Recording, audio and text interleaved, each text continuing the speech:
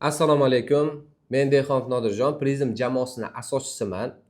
Bugundan boshlab sizlar bilan biz kriptovalyutalar bozorini texnik analiz qilishni o'rganamiz.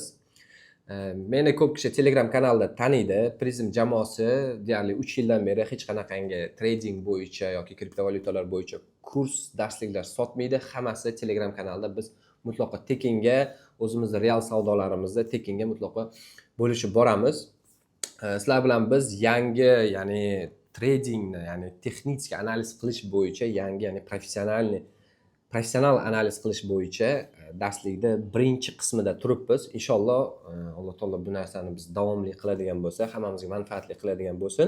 Inshaalloh agar bu narsani siz hozirda, ya'ni noldan, ya'ni har bitta videoni puxta o'rgangan holatda o'zlashtiradigan bo'lsangiz, sizga hech qanaqangi kurs, pulli darsliklarda hojati bo'lmaydi. Ya'ni shu yerda berilgan ma'lumotlar yordamida siz bemalol kriptovalyutalar bozorini texnik analiz qilishingiz mumkin bo'ladi. Xo'p, bo'lmasa darslikda boshlaymiz.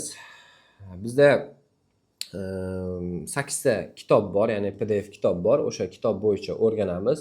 Biz o'zimizda, ya'ni ustozlardan o'rgangan bilimlarimizni mana shu o'zbekchaga tarjima qilgan holatda bitta kitob shaklida keltirganmiz.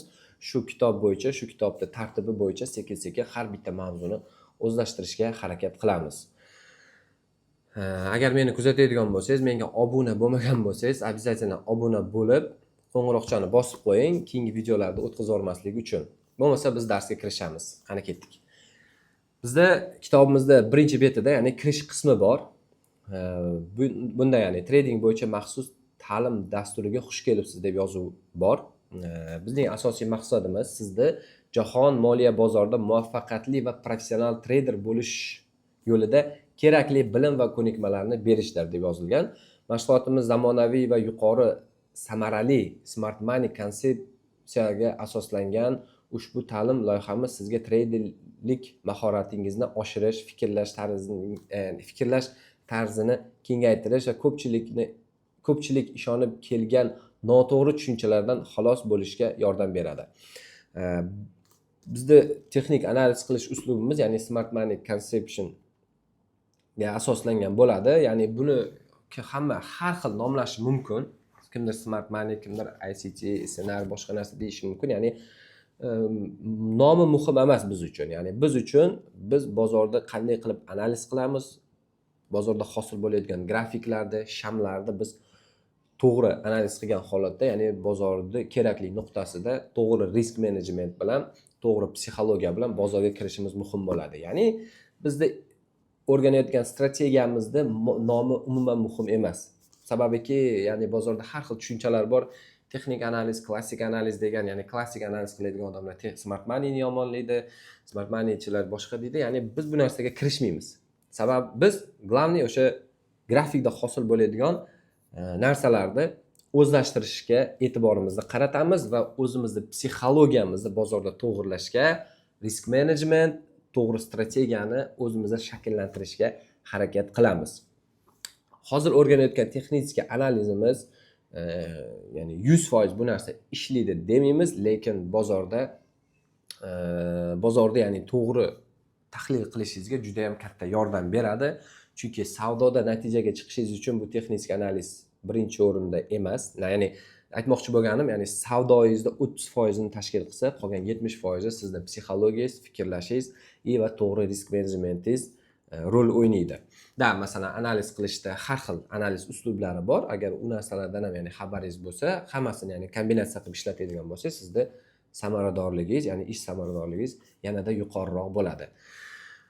Xo'p, darslikka men umuman ya'ni oldindan tayyorlanmayman. Ya'ni bu biz tayyorlab qo'yganmiz, lekin hozirgi bo'ladigan darsda mutlaqo live, ya'ni onlayn ko'rinishda bo'ladi. Ya'ni miyamda nima bo'lsa, qaysi mavzuni ko'radigan bo'lsam, miyamda nima bo'lsa, o'sha narsani gapirishga harakat qilaman. Kitobda ya'ni sizlar bilan bir sidra ya'ni o'qigan holatda.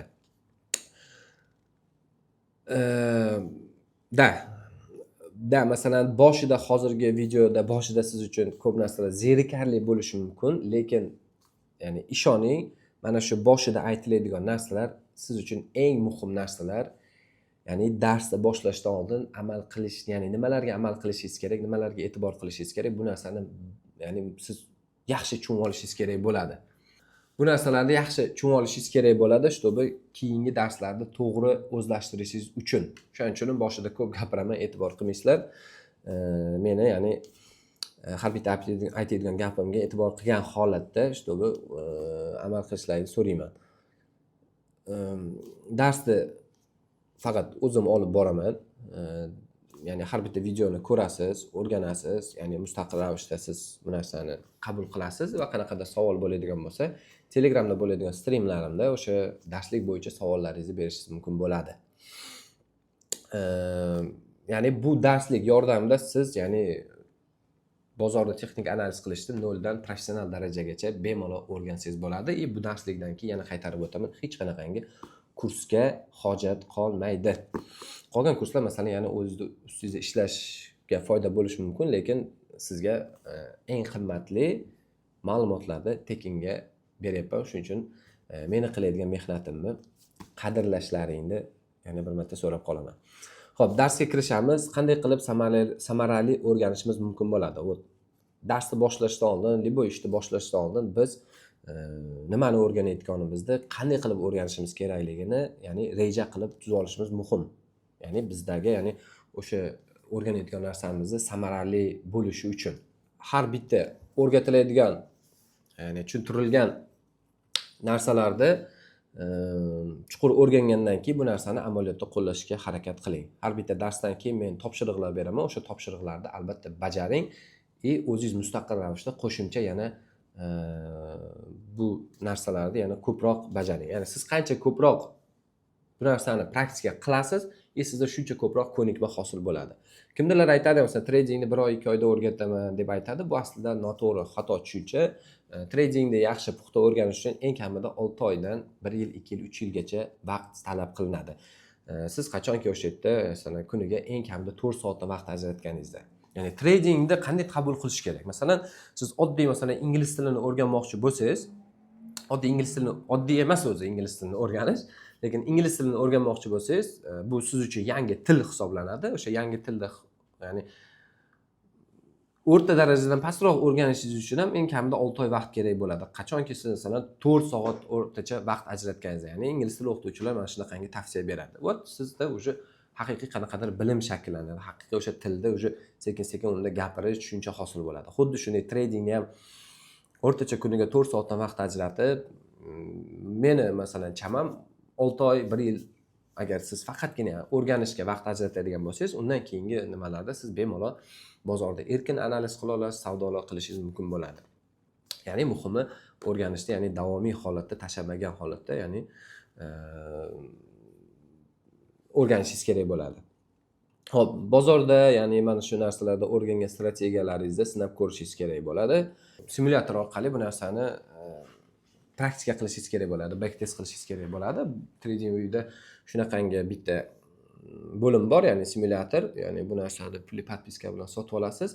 Masalan, u sizga shu ko'rayotgan grafikingizni 1 yil orqaga yoki 1 oy orqaga surib, keyin playni bosganingizdan keyin o'sha chartlar o'zi harakatlanadi. O'sha chartlarni xuddi как realda savdo qilganday, realda ishlaganday siz har bitta chart harakatini sinchkovlik bilan o'rganasiz. Mana bu yoqda o'rgangan narsalaringizni o'sha yerda amaliyotda qo'llab praktika qilasiz. Bu narsa sizda bilimingizni oshirishga, bozorda yaxshi o'rganishga yordam beradi. Xo'p, nazariyada o'rgangan bilimlaringizni amaliyotda qo'llashingiz kerak.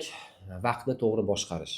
Bu narsa juda ham muhim. Yana qaytarib o'taman. Siz ya'ni shu sohani o'rganishdan oldin yaxshilab plan qilib, har kuni qanaqadir vaqtda siz tanlab olib turib, o'sha yerda ya'ni eng kamida 2 soatda 4 soatgacha dars qilgan holatda har kuni bir kun ham qoldirmasdan o'rganishda davom etasiz. Ya'ni vaqtingizni to'g'ri taqsimlashingiz kerak. Ya'ni agar siz tradingni bir kun o'rganib, 3 kun tashab, 3 kundan keyin yana 2 kun o'rganib, 4 kun tashlaydigan bo'lsangiz, ishoning, siz 10 yil o'rgansangiz ham tradingni o'rgana olmaysiz, grafik analiz qilishni o'rgana olmaysiz. Sabr bilan, chidamliligi bilan davomiy holatda o'rganasiz. Ana shunda siz haqiqiy trader bo'lib yetishasiz. Xo'p, endi darslikka kiradigan bo'lsak, yana smart money konsepsiyasiga kirish. Ya'ni bu bizda texnik analiz qilish strategiya deymizmi, yo'nalish deymizmi? Mana shu narsani asosida biz ishlaymiz. Smart money bu nima? Smart money bu bozorning yirik o'yinchilari, katta investorlar, hedge fondlar, ya'ni kapitali juda ham katta bo'lgan market maker deymizmi, hedge fondlar, banklar hisoblanadi. Bular smart money bo'ladi. Ya'ni bozorda asosiy boshqaradigan odamlar, kompaniyalar, bular smart money traderlar hisoblanadi. Ular bozorda ilg'or texnologiya, ma'lum bir algoritm asosida AI orqali bozorda boshqaradi va odamlarni nima haqida o'ylayapti, nima fikrlayapti, masalan, biz o'rganadigan ma'lumotlarni ham kerak bo'lsa, ular o'zi tarqatishi mumkin bo'ladi. Bozorda boshqaradigan o'sha smart money traderlar, ya'ni smart money. Biz o'shalarni, ya'ni izidan borgan holatda, ya'ni ular nimani o'ylayapti, ana shu narsani chuqur tahlil qilgan holatda biz bozorga pozitsiya ochamiz yoki pozitsiyalarimizni yopamiz. Xullas, qisqa qilib aytganda, smart money bu bozordagi yirik o'yinchilar, bozorda boshqaradigan market makerlar hisoblanadi. Biz o'sha market makerlarni izidan ergashishga harakat qilgan holatda biz bozorda savdo qilamiz. Ya'ni 100% ular bilan tengma-teng harakat qila olmasak ham, lekin ularni, ya'ni fikrini o'qishga harakat qilamiz va o'sha asosida biz bozorga kiramiz. Xo'p, bozorda kapital hajmiga qarab turib bozor ishtirokchilari ikki qismga bo'linadi. Bu boya aytganimizdek smart money, aqlli pullar, uning ichiga investorlar, hedge fondlar, katta kapital katta bo'lgan kompaniyalar kiradi. Ikkinchisi aqlsiz pullar, ya'ni aqlsiz pullar bu bozorda 95% ni tashkil qiladi. Bu sizni menga o'xshagan retail traderlar, o'zini shaxsiy mablag'i bilan yoki kichik fondlar yoki kichik investorlar hisoblanadi. Ular endi ko'pchilik o'ylashi mumkin, biz o'zimizni pulimiz bilan bozorga ta'sir qila olamiz degan fikr bo'lishi mumkin, lekin aslida ularning pullari bozorga hech qanaqangi ta'sir qilmaydi. Ularning pullari bozorda ob'yomini yonida hech narsa emas. Bular bozorda 95% ni tashkil qiladi, qolgan 5% ni bozorda, ya'ni smart money traderlar tashkil qiladi deb qabul qilsak bo'ladi. Xo'p, ko'pchilik tomonidan qo'llanilgan mashhur strategiya kutilgan samarali natija bermaydi, chunki bozor haqiqiy ko'rsatadigan kuchli o'yinchilar har doim omma harakatiga qarama-qarshi yo'nalishga harakat qiladi. Mana biz o'rganadigan strategiyalarda, biz o'rganadigan savdo, ya'ni strategiyalarni hamma o'rganadi. Ya'ni hamma o'ylashi mumkin, bo'pti, siz bilyapsiz ekan, mana hozir siz mendan o'rganasiz, siz kimdirga yana o'rgatasiz. Ya'ni hamma bir xil, ya'ni fikrda bir xil narsani o'rganadi. Qanday qilib, ya'ni bozorda natija qilishimiz mumkin bo'ladi? Boya aytganimdek, ya'ni siz texnik analiz, bu sizda, ya'ni qisman qanaqadir bozordagi yo'nalishlarda siz analiz qilasiz, sizda natijaga olib chiqadigan narsa bu to'g'ri risk menejmenti bilan money management, psixologiya, ya'ni to'g'ri psixologiya bu sizda bozorda asosiy natijaga olib chiqadigan narsa, ya'ni. Chunki nima deydi, mana shu bilimlarni o'rganish, shu bilimlardan kelib chiqqan holatda, ya'ni market makerlar nimani o'ylayotganini biz taxminiy analiz qilishimiz, o'shalarda taxmin qilishimiz mumkin bo'ladi. Sababiki smart moneylar, ya'ni bozorda katta o'yinchilar har doim omma fikriga, ommaga qarshi bo'lib yurgan. Ya'ni market makerlar likvidnost zonalarda hosil qilib beradi, kichkina traderlar o'tga, ya'ni likvid bo'ladi. Ya'ni поставщик likvidnost deyiladi. Ya'ni поставщик likvidnost deyiladi. Ya'ni likvidlarni ular zakaz qiladi, kichkina traderlar, bizga o'xshagan, ya'ni traderlar likvid bo'ladi. Kimdirlar chiqib misol aytishi mumkin, menda 100% ishlaydigan strategiya, 100% men bozorda analiz qilaman, men har kuni bozorda foyda qilaman degan odamni 99.99% bu aslida yolg'on gapiradigan bo'ladi, sababiki omma hech qachon, ya'ni smart moneydan o'tib keta olmaydi. O'shaning uchun ham smart money bilan, ya'ni birga yurishi mumkin, lekin ulardan o'tib keta olmaydi. O'ylaymanki, ya'ni smart money haqida oz bo'lsa ham sizda tushuncha hosil bo'ldi. Ozgina bo'lsa ham sizda tushuncha hosil bo'ldi. Ya'ni smart money traderlar bular bozorni boshqaradigan market makerlar, hedge fondlar, ya'ni bozorda 5% ni tashkil qiladi, qolgan 95% ni, ya'ni retail traderlar, mayda savdogarlar tashkil qiladi. Xo'p, endi grafik analiz qilishga, ya'ni grafikka o'tadigan bo'lsak, bozor grafik bo'yicha ko'radigan bo'lsak, 4 ta sikldan iborat bo'ladi. Bozorda narxlar ya'ni turli sikllardan iborat. Har bir aktivda bu bosqichlar takrorlanadi. Bozorning asosiy 4 ta bosqichdan iborat deyapmiz. Xo'p, birinchi bosqichi bozorda to'plash zonasi. Narx bir joyda turadi. Yirik treyderlar smart money asta-sekin sotib olish yoki sotishni boshlaydi. Ya'ni bu endi rus tilida aytganda zona nakapleniya deyiladi. Katta o'sha smart money treyderlar katta o'sha nimalar o'z pozitsiyalarini shu zonada, ya'ni yo longga yoki shortga ochgan pozitsiyalarni to'plashni boshlaydi. Ana shu payt o'sha to'plash zonasidan keyin bozor keskin harakatlanishni boshlaydi. Bu birinchi bozorda sikli. Bu har bitta aktivda bo'ladi, ya'ni 4 ta sikl har bitta aktivda bo'ladi. Bu birinchisi, ya'ni bozorda to'plash zonasi, pozitsiyalar to'plash zonasi. Xoh longga bo'lsin, xoh shortga bo'lsin, farqi yo'q. Keyingi, ya'ni to'plash zonasidan keyingi sikl bu tez o'sish yoki tushish bosqichi, ya'ni bu zona nakachka deyiladi yoki zona padeniya deyiladi. Ya'ni agar katta o'yinchi misol premium zonada o'z pozitsiyalarini, shortga bo'lgan pozitsiyalarini to'playdigan bo'lsa, bozor keskin tushishdan alomat bo'ladi va keskin tushib ketadi. Agar long, ya'ni discount zonadagi to'plash zonasi bo'ladigan bo'lsa, bozor tabiiyki longga yuradi. Bu bozorda zona nakachka deb nomlanadi. Uchinchi sikl bu tarqatish sikli, foydani olish bosqichi hisoblanadi. Premium zonada short pozitsiya, katta short pozitsiya ochgan treyderlar, ya'ni bozorda keskin tushirgandan keyin sekin, ya'ni zona padeniyadan keyin sekin o'z foydalarini fix qilishni boshlaydi. Bu tarqatish zonasi hisoblanadi. Xuddi shunday discount zonada zona nakapleniya qiladi, zona nakachka tepada zona распределения deyiladi. Распределение bu o'sha o'z pozitsiyalarini tarqatish, ya'ni undan keyingi bozorga kirgan odamlarga o'zini pozitsiyalarini tarqatib, bozordan foydasini olib chiqib ketadi bunaqa zonada. 4-chi sikl bu bizda zona, ya'ni korreksiya, qulash zonasi deyiladi. Narx yangi sikl boshlanishidan oldin qarama-qarshi yo'nalishga o'zgaradi, eski trendga teskari harakat qiladi. Bu zona korreksiya hisoblanadi. Zona korreksiya hisoblanadi. Korreksiyada hammamiz bilamiz, ya'ni o'sha impulsdan keyingi korreksiya deb olamiz. Ko'p kishi masalan impulsni 0.5 dan pastga tushgandan keyin discount, tepada ya'ni biz premium deb hisoblaymiz. Kimdalar ya'ni Fibonacci yordamida aniqlaydigan zona golden pocket liniya deyiladi, 618, 728 zonalar deb aytadi. Bu narsalar o'sha impulsdan keyingi korreksiyani potensialini ko'rsatadigan narsa hisoblanadi. Xo'p, bozordagi 4-sikl bu zona korreksiya hisoblanadi. Bozorda asosiy yo'nalishiga teskari harakatlanadigan trendga korreksiya hisoblanadi. Bu 4 ta sikl bozorda tabiiy jarayon, har bitta aktivda bo'ladigan jarayon hisoblanadi. Ya'ni bu sikllarni o'rgangan holatda o'sha smart money treyderlar bozorni qanaqa yo'nalishga boshqaryapti, bozorda keyingi yo'nalishi qaysi tomonga bo'lishi mumkinligini aniqlashimiz mumkin bo'ladi. Bozor sikllari bir nechta daqiqadan tortib bir necha yilgacha cho'zilishi mumkin bo'ladi. Ya'ni bizda har xil time frame'lar bor, ya'ni 1 minutdan, ya'ni 1 yillikgacha time frame'lar bor.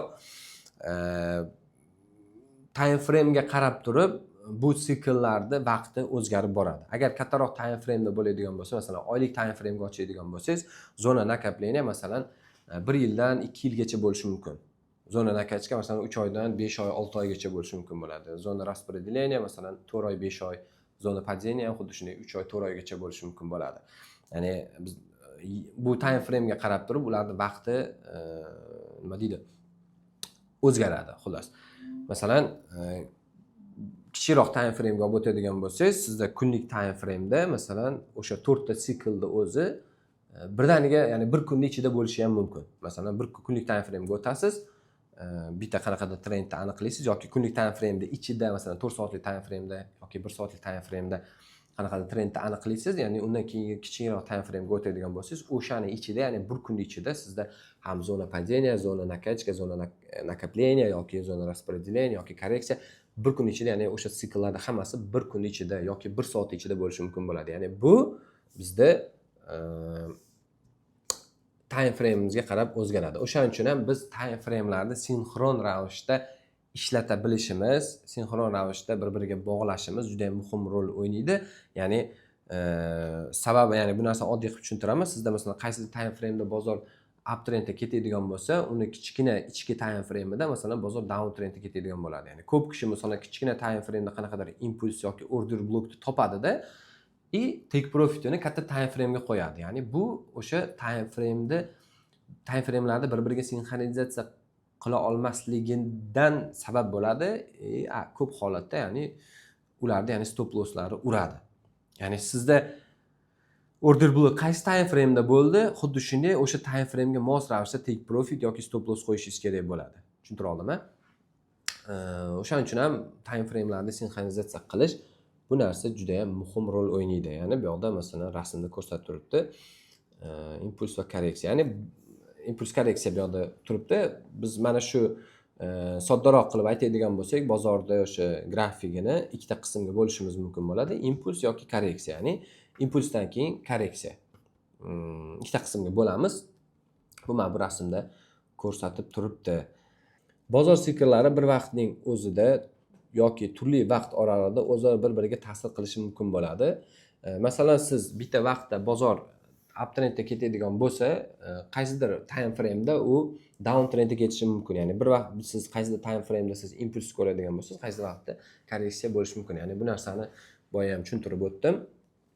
Bular time frame'ga qarab turib ajratiladi hamma narsa. Ya'ni time frame'ga qarab turib ajratiladi. Agar kichikroq time frame bo'ladigan bo'lsa, sikl tez o'zgaradi. Ya'ni kattaroq time frame'da siklning vaqti tabiiyki uzunroq bo'ladi.